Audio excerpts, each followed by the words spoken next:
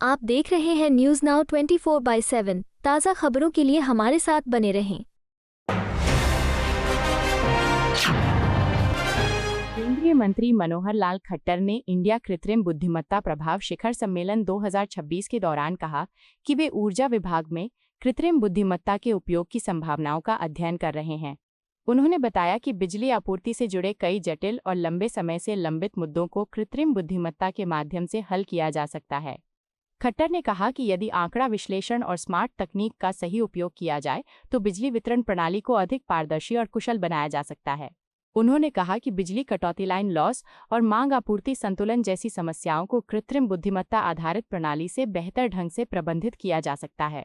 उनके अनुसार भविष्य में ऊर्जा क्षेत्र में स्वचालित निगरानी और पूर्वानुमान आधारित योजना से उपभोक्ताओं को बेहतर सेवा मिलेगी। उन्होंने ये भी कहा कि नई तकनीक अपनाने से ऊर्जा क्षेत्र में रोजगार और नवाचार के अवसर भी बढ़ेंगे।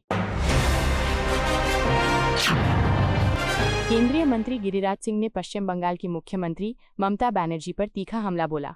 उन्होंने आरोप लगाया कि राज्य में शासन व्यवस्था मनमानी तरीके से चलाई जा रही है। सिंह ने कहा कि सरकार के फैसले एक तरफा तरीके से लिए जा रहे हैं और कानून व्यवस्था प्रभावित हो रही है। उन्होंने दावा किया कि राज्य में एक समुदाय विशेष के साथ अन्याय हो रहा है और प्रशासन निष्पक्ष नहीं दिखाई देता। सिंह ने कहा कि लोकतंत्र में सभी नागरिकों के साथ समान व्यवहार होना चाहिए। उन्होंने ये भी कहा कि यदि किसी राज्य में शासन पक्षपातपूर्ण नजर आए तो ये लोकतांत्रिक मूल्यों के खिलाफ है। गिरिराज सिंह ने केंद्र सरकार की नीतियों का उल्लेख करते हुए कहा कि देश में समानता और कानून का शासन सर्वोपरि है। उन्होंने मांग की कि पश्चिम बंगाल में प्रशासनिक पारदर्शिता सुनिश्चित की जाए और सभी नागरिकों के अधिकारों की रक्षा हो। समाजवादी पार्टी के विधायक अनिल प्रधान ने ब्रज क्षेत्र में होली उत्सव के दौरान मुस्लिम प्रवेश पर प्रतिबंध लगाने की मांग को लेकर प्रतिक्रिया दी। उन्होंने कहा कि ऐसे बयान समय समय पर जानबूझकर दिए जाते हैं ताकि समाज में विभाजन की भावना पैदा हो। प्रधान ने कहा कि धार्मिक त्योहार सभी नागरिकों के लिए सौहार्द और भाईचारे का अवसर होते हैं। उन्होंने उदाहरण देते हुए कहा कि यदि किसी समुदाय द्वारा अस्पताल बनाया जाए तो क्या अन्य समुदाय के लोग वहां इलाज नहीं कराएंगे? उनके अनुसार समाज को धार्मिक आधार पर बांटना गलत है। उन्होंने कहा कि राजनीतिक दलों को सांप्रदायिक मुद्दों के बजाय विकास, शिक्षा और रोजगार जैसे विषयों पर ध्यान देना चाहिए। प्रधान ने कहा कि उत्तर प्रदेश की जनता आपसी सद्भाव चाहती है और किसी भी प्रकार के भेदभाव को स्वीकार नहीं करेगी। भाजपा विधायक अलका सिंह अर्कवंशी ने कहा कि राज्य सरकार बच्चों और युवाओं की शिक्षा को मजबूत करने के लिए कई योजनाएं चला रही है। उन्होंने विशेष रूप से आर्थिक रूप से कमजोर और पिछड़े वर्गों के छात्रों के लिए छात्रवृत्ति, कोचिंग, सहायता और मार्गदर्शन कार्यक्रमों का उल्लेख किया। उन्होंने कहा कि सरकार का लक्ष्य है कि कोई भी प्रतिभाशाली छात्र संसाधनों की कमी के कारण पीछे न रह जाए। अर्कवंशी ने बताया कि विभिन्न प्रतियोगी परीक्षाओं की तैयारी के लिए मुफ्त कोचिंग और अध्ययन सामग्री उपलब्ध कराई जा रही है। उन्होंने दावा किया कि इन योजनाओं के सकारात्मक परिणाम सामने आ रहे हैं और अधिक से अधिक छात्र उच्च शिक्षा तथा रोजगार के अवसर प्राप्त कर रहे हैं। उनके अनुसार शिक्षा में निवेश ही राज्य के दीर्घकालिक विकास की आधारशिला है। इंडिया यूके अपतटीय पवन ऊर्जा कार्यबल के शुभारंभ पर केंद्रीय मंत्री प्रहलाद जोशी ने कहा कि भारत अक्षय ऊर्जा क्षेत्र में तेजी से प्रगति कर रहा है। उन्होंने बताया कि देश ने गैर जीवाश्म स्रोतों से लगभग 272 गीगावाट ऊर्जा क्षमता हासिल कर ली है। जोशी ने कहा कि अपतटीय पवन ऊर्जा परियोजनाएं न केवल स्वच्छ ऊर्जा उत्पादन बढ़ाएंगी बल्कि बड़े पैमाने पर रोजगार भी उत्पन्न करेंगी। उन्होंने प्रधानमंत्री के नेतृत्व में हरित ऊर्जा की दिशा में उठाए गए कदमों की सराहना की। उनके अनुसार भारत और यूनाइटेड किंगडम के बीच सहयोग से तकनीकी ज्ञान और निवेश दोनों को बढ़ावा मिलेगा। उन्होंने कहा कि ये साझेदारी ऊर्जा आत्मनिर्भरता और पर्यावरण संरक्षण की दिशा में महत्वपूर्ण कदम है।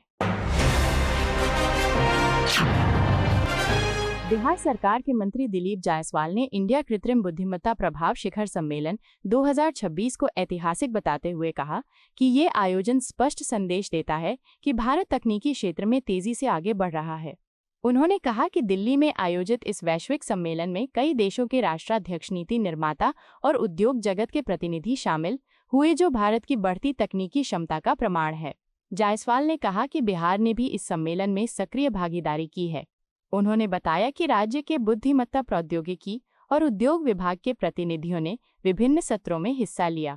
उनके अनुसार कृत्रिम बुद्धिमत्ता का उपयोग प्रशासनिक सुधार, पारदर्शिता और सेवा वितरण को बेहतर बनाने में किया जाएगा। उन्होंने कहा कि बिहार में अर्धचालक ग्रामीण विकास और पंचायती राज व्यवस्था में नई तकनीक को लागू करने की दिशा में प्रयास हो रहे हैं। उन्होंने विश्वास जताया कि इससे युवाओं के लिए रोजगार और नवाचार के अवसर बढ़ेंगे। जेडीयू विधायक विनय कुमार चौधरी ने मुख्यमंत्री नीतीश कुमार पर की गई टिप्पणी का जवाब देते हुए कहा कि नीतीश कुमार किसी के प्रभाव में काम करने वाले नेता नहीं हैं। उन्होंने कहा कि मुख्यमंत्री एक अनुभवी राजनीतिज्ञ हैं और अपने दृष्टिकोण तथा नीतियों के आधार पर निर्णय लेते हैं। चौधरी ने कहा कि राज्य में विकास और सुशासन की जो पहचान बनी है वह मुख्यमंत्री के नेतृत्व में संभव हुई है। उन्होंने आरोप लगाया कि विपक्ष केवल राजनीतिक लाभ के लिए बयानबाजी कर रहा है। उन्होंने कहा कि बिहार में सड़क, शिक्षा, स्वास्थ्य और बुनियादी ढांचे के क्षेत्र में जो सुधार हुए हैं वे मुख्यमंत्री की दूरदर्शिता का परिणाम हैं। चौधरी ने कहा कि जनता सब कुछ देख रही है और राज्य का विकास ही सरकार की प्राथमिकता है।